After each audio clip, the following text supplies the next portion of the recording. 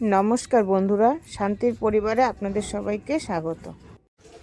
আজকের মেনু হচ্ছে বাঁধাকপি ঘন্ট, তার সাথে হচ্ছে খিচুড়ি। 2-3 দিন ধরে বঙ্গাইগার ওয়েদার একবারে দার্জিলিংয়ের মতো হয়ে আছে, তাই 2 দিন ধরে মনটা খিচুড়ি খিচুড়ি করছিল।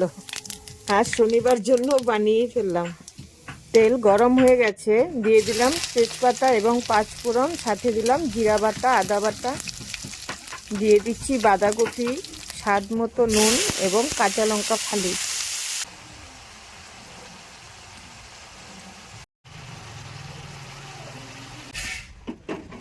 এবার একসাথে সবগুলোকে মিশিয়ে নিচ্ছি। দিয়ে দিচ্ছি কেটে রাখা আলুগুলো। এবার এগুলোকে ঢেকে দিচ্ছি। ঢাকনা উঠিয়ে অল্প সময় নেড়ে চেড়ে অল্প আঁচে রেখে দেব।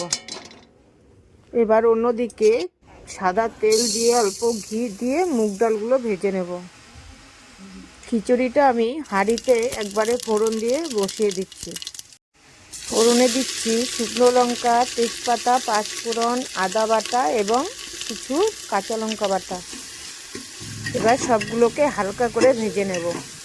এবার কেটে রাখা সবজিগুলো ভেজে নিচ্ছি।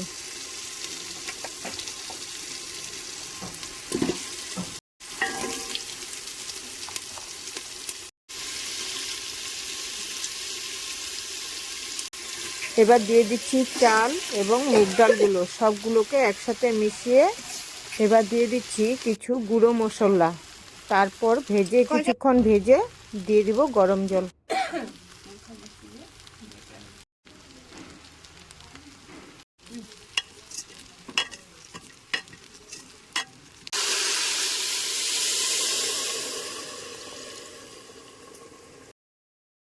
চাল এবং ডালগুলো প্রায় ফুটে এসেছে, এবার দিয়ে দিচ্ছি বিন এবং ছিমগুলো।